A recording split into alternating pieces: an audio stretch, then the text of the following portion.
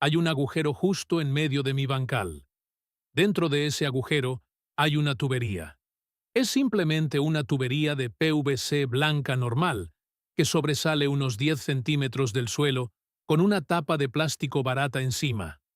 Mis vecinos están convencidos de que he perdido la cabeza. Mis amigos jardineros acabaron dejando de hacer preguntas después de un tiempo, pero esto es lo que ninguno de ellos sabe en realidad.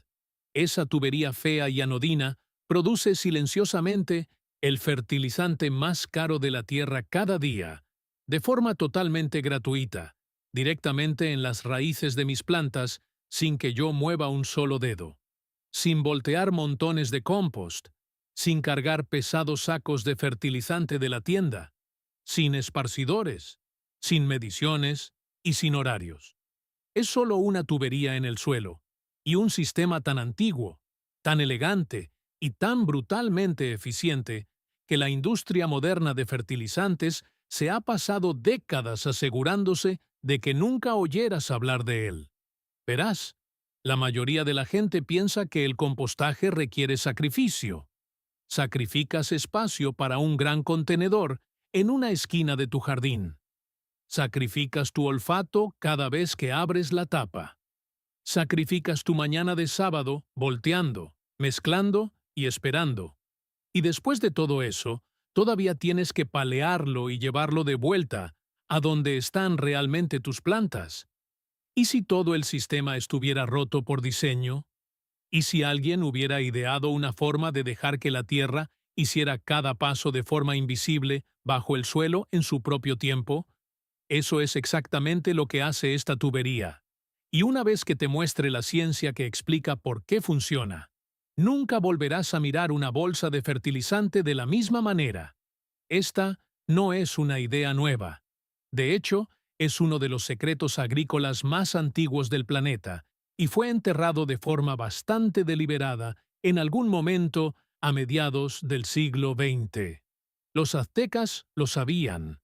Mucho antes de que existiera el fertilizante sintético, las civilizaciones de toda Mesoamérica comprendieron que las lombrices de tierra eran el motor invisible bajo su suelo. No las molestaban, no las reubicaban.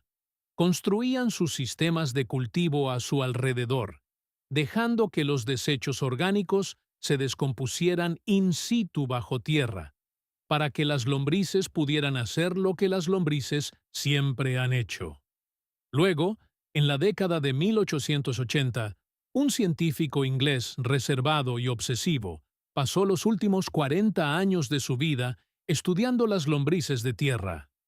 Su nombre era Charles Darwin, y la mayoría de la gente lo recuerda por la evolución. Pero el propio Darwin consideró su último libro, un estudio denso y detallado sobre el comportamiento de las lombrices de tierra y la transformación del suelo, como una de las obras más importantes de su carrera. Demostró científicamente que las lombrices de tierra son las arquitectas primordiales del suelo fértil, no la lluvia, ni la luz solar, sino las lombrices. Ese conocimiento no desapareció. Fue desplazado.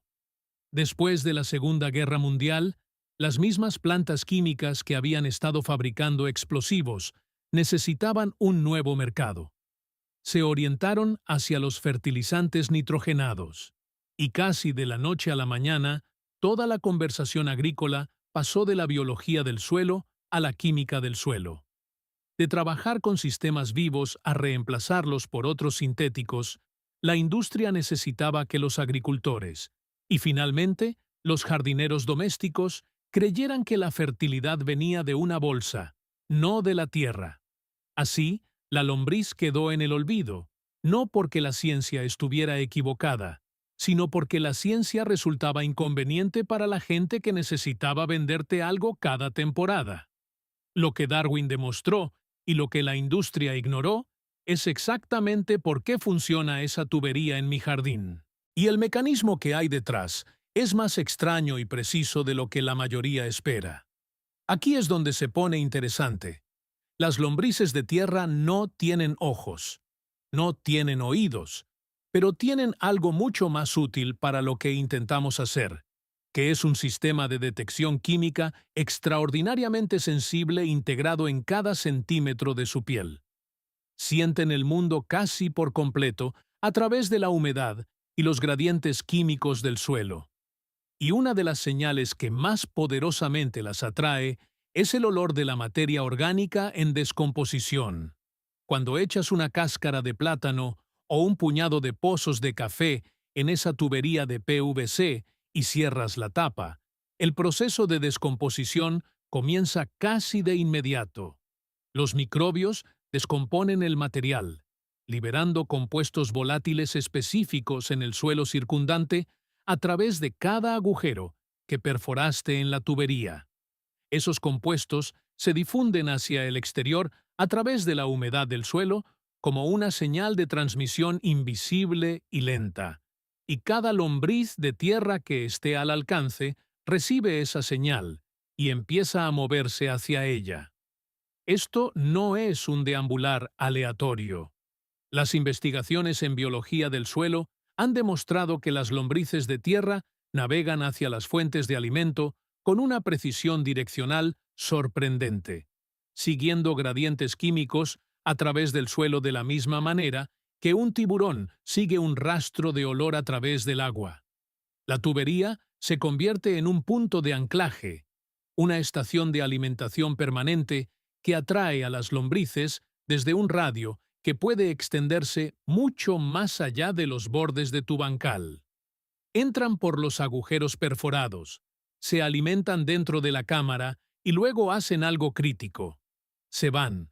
Salen de nuevo por esos mismos agujeros y viajan por toda tu zona radicular, digiriendo material orgánico a medida que avanzan, aireando el suelo con cada túnel que crean y depositando sus desechos, que los científicos llaman humus de lombriz, en un rastro continuo directamente a través del área donde las raíces de tus plantas crecen activamente. Esa es la elegancia del sistema. La tubería no contiene la fertilidad. Genera una atracción gravitatoria que distribuye la fertilidad por todo el bancal, mediante el movimiento natural de las propias lombrices. No estás construyendo un contenedor de compost. Estás construyendo una autopista para lombrices con una parada de descanso permanente en el medio. Y lo que esas lombrices dejan atrás en tu suelo es algo que ninguna empresa de fertilizantes quiere que calcules por ti mismo. Calculémoslo ahora mismo.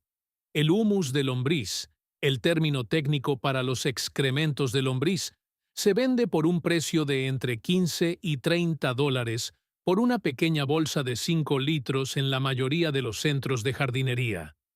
Si alguna vez has comprado una bolsa y has leído la etiqueta, ya sabes que se comercializa como un fertilizante premium, casi de lujo. Pero el precio solo cuenta la mitad de la historia. La verdadera pregunta es ¿por qué tiene ese precio? Y la respuesta es algo que el fertilizante sintético fundamentalmente no puede replicar. Los fertilizantes químicos estándar se basan en 3 números que ves en cada bolsa: nitrógeno, fósforo y potasio. La proporción NPK. Entregan esos elementos en una forma soluble de liberación rápida que inunda el suelo, le da a la planta un breve estallido de crecimiento y luego se lixivia con la siguiente lluvia. La planta recibe un pico, luego necesita otra dosis. Es, por diseño, un ciclo de dependencia. El humus de lombriz funciona con un principio totalmente diferente. Los nutrientes dentro del humus están ligados a una matriz biológica de liberación lenta, lo que significa que se vuelven disponibles para las raíces de las plantas de forma gradual, en respuesta a las propias señales de absorción de la planta, en lugar de todos a la vez. Pero más allá del NPK, el humus contiene algo que ningún fertilizante sintético ha logrado embotellar con éxito. Está repleto de vida microbiana beneficiosa, incluyendo bacterias y hongos que forman relaciones simbióticas directas con los sistemas radiculares de las plantas. Contienen hormonas de crecimiento vegetal de origen natural, específicamente auxinas y citoquininas, que indican a las plantas que aceleren el desarrollo de las raíces y aumenten la resistencia al estrés. Contienen ácidos húmicos que mejoran físicamente la estructura del suelo, ayudando a los suelos arenosos a retener la humedad y a los suelos compactados a respirar. Un estudio de 2011, publicado en la revista Applied Soil Ecology, encontró que incluso pequeñas concentraciones de humus de lombriz mezcladas con el medio de cultivo superaban significativamente al fertilizante sintético, tanto en las tasas de germinación como en el crecimiento temprano de las plantas. El mecanismo no es solo nutrición, es comunicación biológica entre el microbioma del humus y el sistema radicular de la planta. Y tu tubería está generando este material exacto ahora mismo sin coste alguno, depositado directamente en la zona donde tus raíces tienen más hambre. La fábrica ya está funcionando bajo tierra. Simplemente no la has enchufado todavía. Ahora, vamos a construirla. Los materiales son casi insultantemente sencillos, lo cual es parte de la razón por la que este sistema es desestimado por personas que han sido condicionadas a creer que la jardinería eficaz requiere equipos caros. Necesitas un tramo de tubería de PVC, idealmente de entre 10 y 15 centímetros de diámetro, o alternativamente, un cubo de plástico con tapa, del tipo que puedes encontrar en cualquier ferretería por unos pocos euros. El diámetro importa, porque quieres suficiente volumen interior para contener una cantidad significativa de residuos orgánicos sin necesidad de alimentarlo cada día, pero no tan grande que la tasa de descomposición en su interior se ralentice por una densidad microbiana insuficiente. Para la profundidad, el objetivo es enterrar la tubería de modo que aproximadamente 2/3 de su longitud total queden por debajo de la superficie del suelo, con unos 10 centímetros por encima del suelo como puerto de carga. En términos prácticos, para la mayoría de los bancales domésticos, una tubería o cubo de entre 45 y 60 centímetros de largo funciona bien.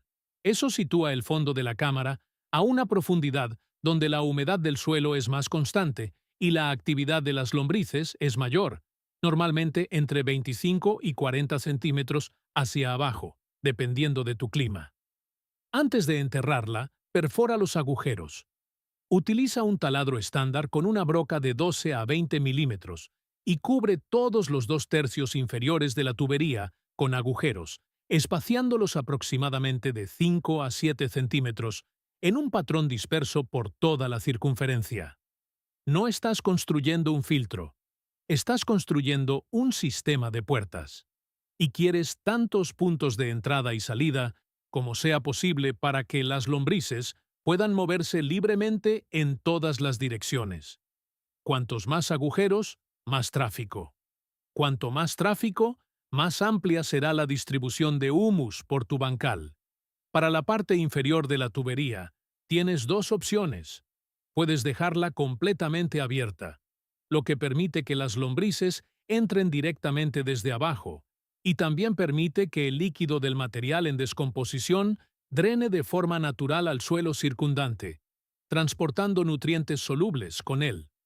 O puedes taparla ligeramente con un trozo de malla o tela de jardinería para evitar que los restos más grandes obstruyan la base mientras permites el paso de las lombrices.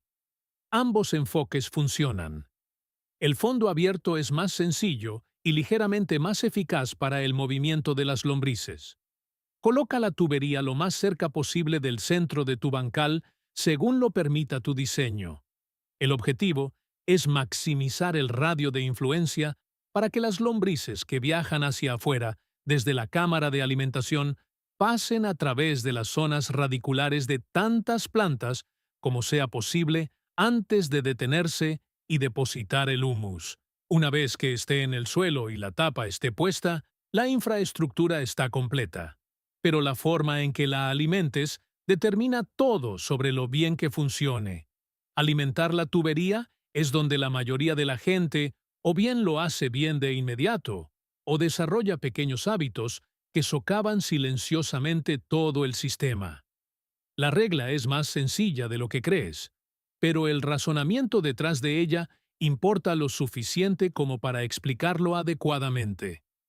Se puede echar casi cualquier desecho de cocina crudo, restos de frutas y verduras, cáscaras de plátano, corazones de manzana, hojas de ensalada marchitas, pozos de café, bolsitas de té usadas sin la grapa, cáscaras de huevo trituradas, arroz o pasta hervidos sin condimentos en pequeñas cantidades, y cartón o papel de periódico troceado para equilibrar la humedad.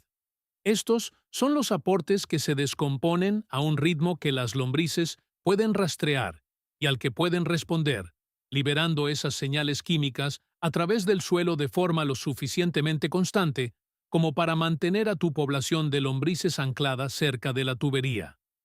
Lo que no se debe echar es igualmente importante. La carne, el pescado y los lácteos se descomponen a través de una vía bacteriana diferente que produce compuestos basados en amoníaco, en concentraciones que en realidad son repelentes para las lombrices de tierra en lugar de atractivas. La comida cocinada con aceites, salsas o condimentos fuertes entra en la misma categoría.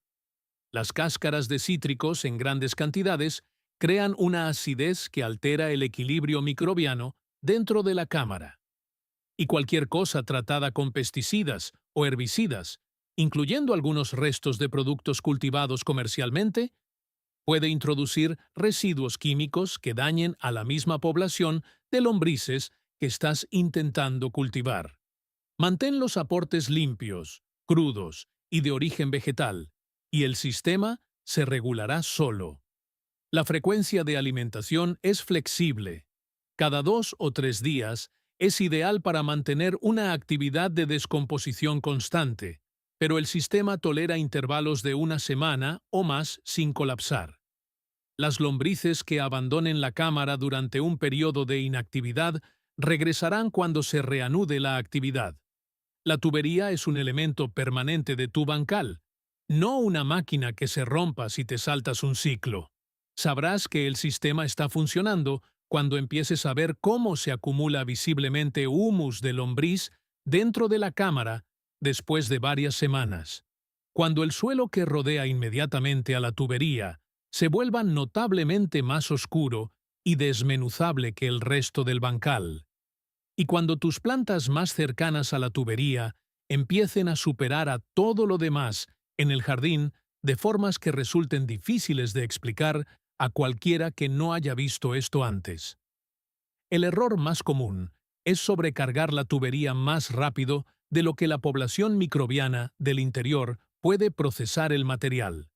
Si abres la tapa y percibes un olor agresivamente desagradable, en lugar del olor fúngico a tierra de una descomposición saludable, reduce tus aportes y añade un puñado de cartón seco o hojas secas para reequilibrar la proporción carbono-nitrógeno dentro de la cámara.